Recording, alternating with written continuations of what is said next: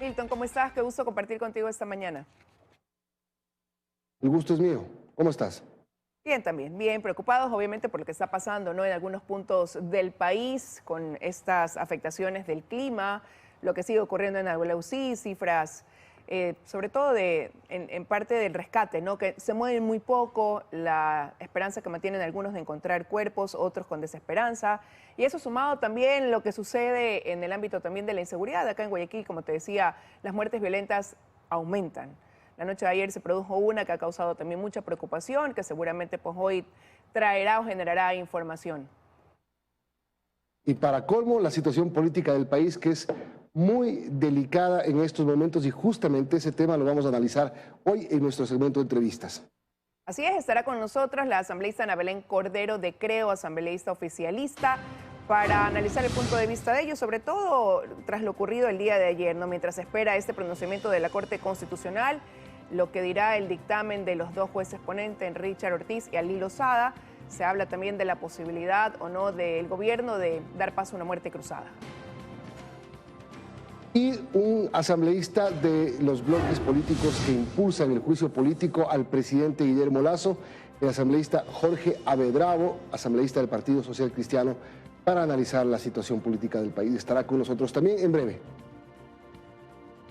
Aquí empezamos.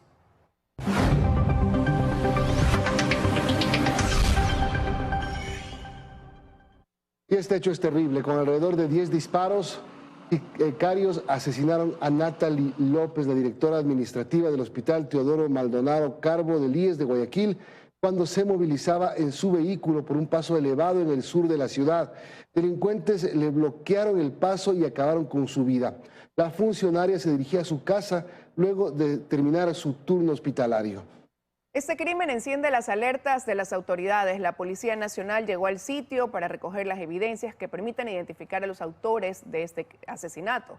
Por el crimen no hay detenidos aún. El Instituto Ecuatoriano de Seguridad Social rechazó el violento hecho que cegó la vida de su directora administrativa a través de un comunicado que lo emitieron la noche de ayer. La entidad confirmó así pues el deceso de Natalie López. Así es, ella tenía 34 años, una ingeniera en finanzas. Contaba con una amplia experiencia como administradora de algunos hospitales en el Ecuador.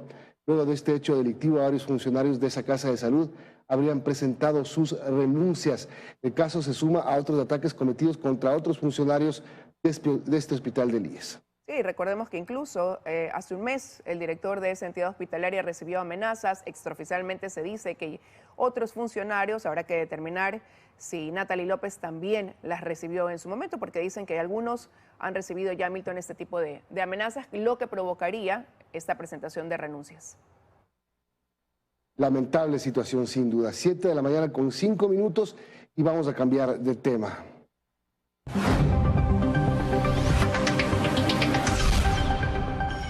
La Corte Constitucional aclaró en un comunicado que aún no ha emitido un dictamen constitucional que determine la procedencia de iniciar un juicio político en contra del presidente Guillermo Lasso, que lo impulsan sectores de oposición de la Asamblea Nacional.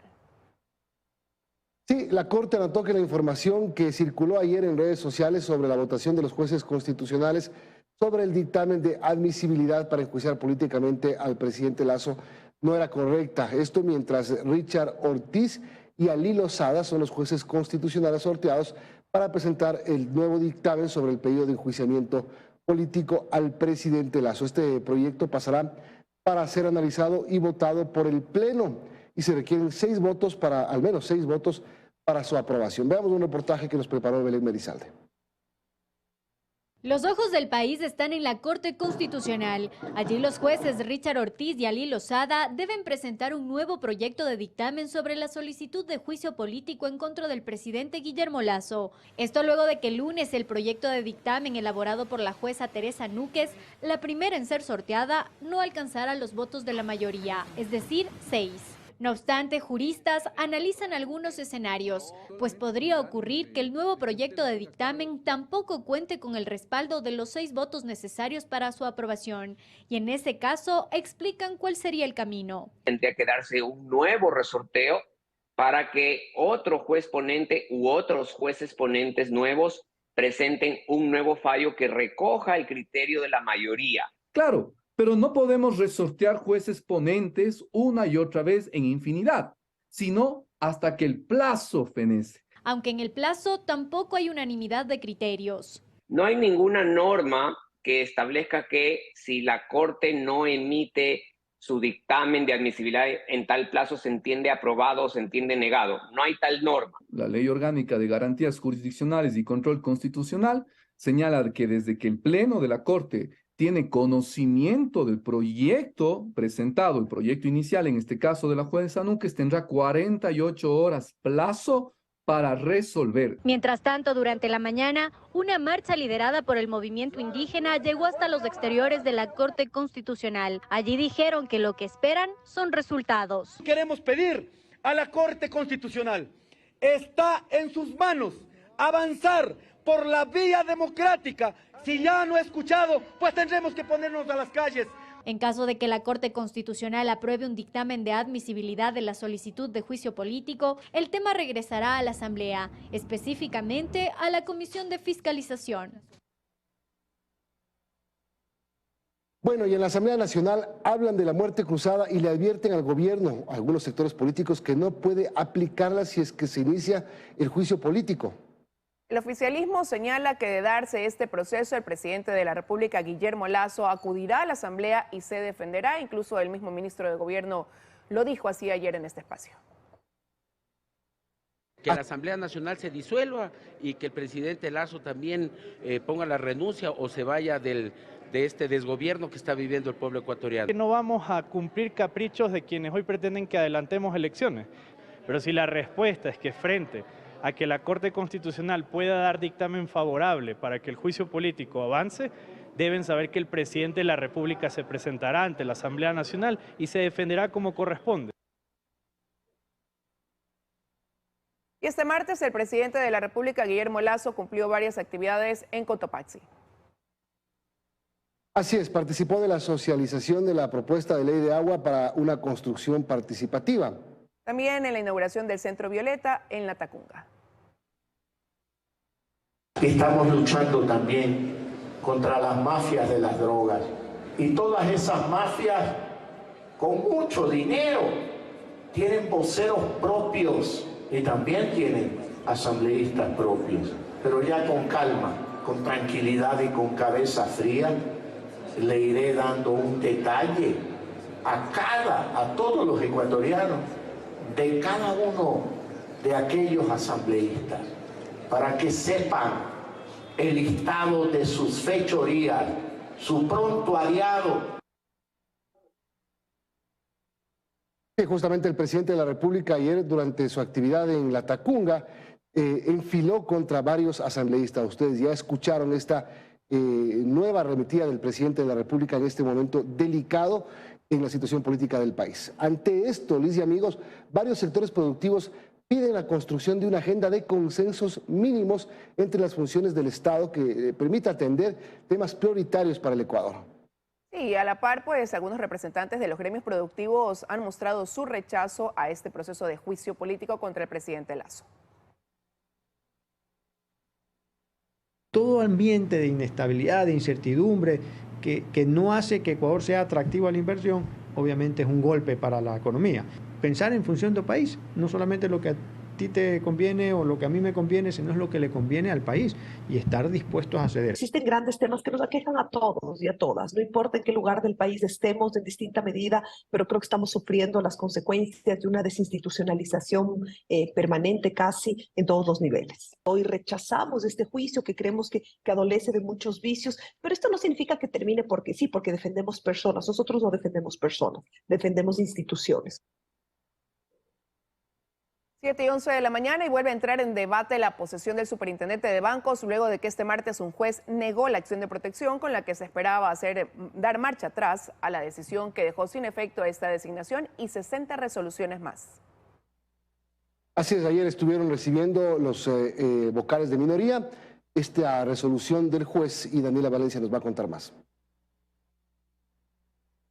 Luego de 6 horas de audiencia, los consejeros de participación de minoría, Carlos Figueroa y Alan Molestina, recibieron una negativa a la acción de protección en contra de sus colegas. El juez del Complejo Judicial Norte, Jorge Miranda, determinó que este recurso es desnaturalizante y no corresponde en conocimiento a la justicia constitucional. Entonces, si los jueces no toman acción, no asumen la responsabilidad que les corresponde, realmente los ciudadanos estamos en indefensión. A través de esta acción de protección, los consejeros Carlos Figueroa y Alan Molestina buscaban dejar sin efecto la resolución adoptada durante la madrugada del 10 de marzo, en la cual se anularon 61 resoluciones adoptadas por el Consejo de Participación presidido por Hernán Ulloa entre noviembre y diciembre de 2022. No eran autoridades, no eran consejeros, no podían obrar de ninguna manera. Nosotros no podemos revisar las designaciones de las autoridades que se había hecho en fechas anteriores. Entre las resoluciones anuladas está aquella con la que se eligió a Roberto Romero como titular de la Superintendencia de Bancos el 3 de diciembre de 2022. De ahí que apuntan hay claros intereses por llegar a este cargo. Es más, hay ya un informe que ha presentado el jurídico de la institución diciendo que el único a quien debería posesionarse es a Raúl González. Hay un superintendente, reitero, que fue revisado toda la terna por nuestro consejo, incluso anterior. Sin embargo, sobre Raúl González pesan varios fallos judiciales en contra. Mientras tanto, los consejeros Figueroa y Molestina presentarán una apelación para que sean los jueces de segunda instancia quienes valoren y resuelvan este recurso.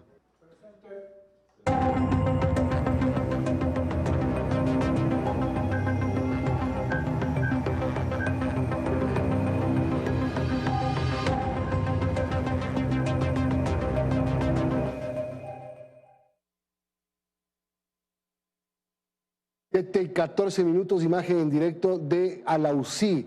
Así luce a esta hora la zona cero, donde ayer se suspendieron las tareas de búsqueda por el mal tiempo. Se espera que reinicien hoy. Todavía hay un número muy alto, lamentablemente, de personas desaparecidas. Ya desde antes de anoche entró la maquinaria para poder hacer un trabajo mucho más rápido y mucho más profundo en la remoción de escombros. Cuando entra la maquinaria, lamentablemente, la expectativa de encontrar supervivientes se vuelve muy remota, Liz. Así es, Milton, y son imágenes captadas en este momento, ¿no? 7:14 de la mañana por nuestro dron. Tenemos nuestro equipo permanentemente ahí cubriendo la noticia, siguiendo las acciones que se emprenden día a día. Ahora vemos pues prácticamente suspendida esa acción de búsqueda y rescate, también la preocupación que hay ante las lluvias que se presentan, lo que dificulta mucho más la situación y pone en riesgo a aquellas zonas que todavía son consideradas vulnerables. En las últimas horas se rescataron 3 cadáveres más. La cifra se empezó a ajustar anoche ya. Según el gobierno, la cifra de muertos llegaba a 12, 31 personas heridas, 116 damnificados, 67 personas desaparecidas, 163 viviendas afectadas. Eso fue ayer en el corte de las 9 de la noche que la Secretaría Nacional de Riesgos pues emitió estos datos oficiales. Tú ya lo mencionaste, habrá que ver qué sucede hoy una vez que ya también la maquinaria pesada ingresó.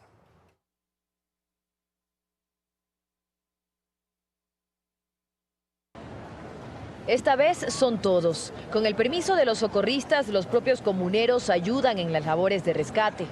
Que conocen el terreno, decían más temprano. Otros llegaron desde distintas partes del país y suplicaban poder intervenir. Yo quiero entrar, yo quiero ver por ahí, ayudar y cavar, no me dejo de entrar.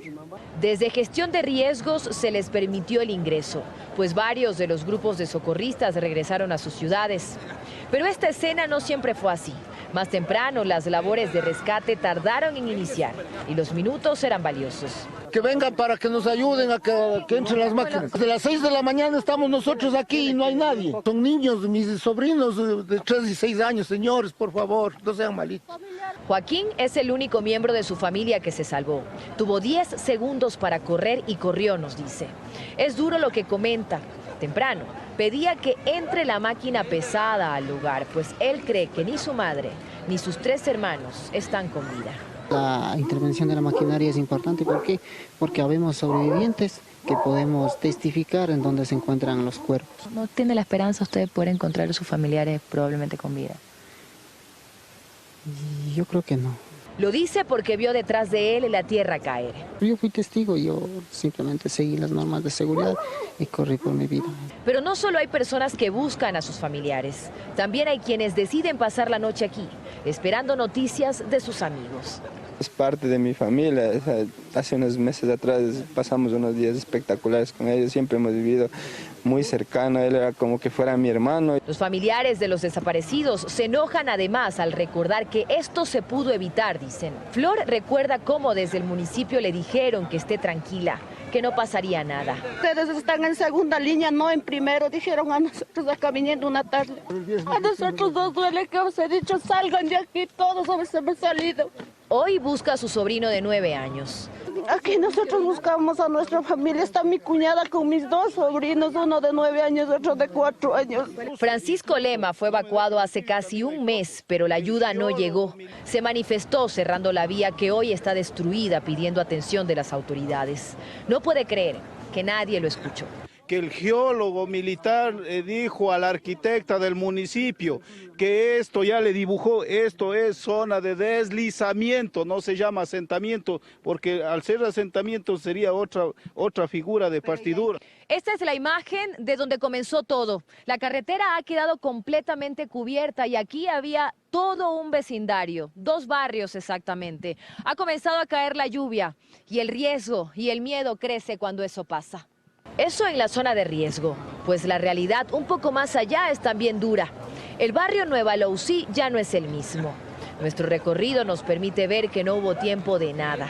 La ropa tendida, las mascotas abandonadas, esperando en la puerta a que alguien llegue. Sí llega. Terrible. Solo para decirles que hay una campaña intensa en todo el país, una movilización solidaria con Alausí. Puntos para recolectar alimentos no perecibles, ropa en buen estado, que se pueda enviar pañales para niños y varias cosas que sirvan a las personas que están pasando necesidades, muchas en este momento. Por ejemplo, en Quito, en todas las administraciones zonales, usted puede ir para hacer sus donativos. Sí, Milton, se activa la solidaridad, la colaboración que caracteriza a los ecuatorianos. Hay, como tú dices, centros de acopio en distintas ciudades buscando canalizar la entrega en Alausí de la mejor manera a aquellos que hoy nos necesitan. Vamos a la pausa. Ya volvemos.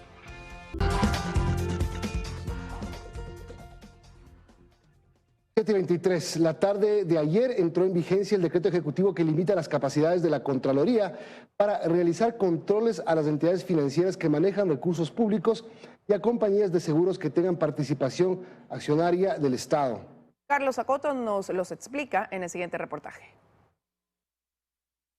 Una semana y un día después de su firma, finalmente fue publicado en el registro oficial con lo que entra en vigor. Se trata del decreto 695 firmado por el presidente Guillermo Lasso el pasado 20 de marzo, con el que se reforma el reglamento de la Ley Orgánica de la Contraloría para que el control de las entidades financieras que cuentan con el 50% o más de recursos públicos sea ahora exclusivo de la Superintendencia de Bancos.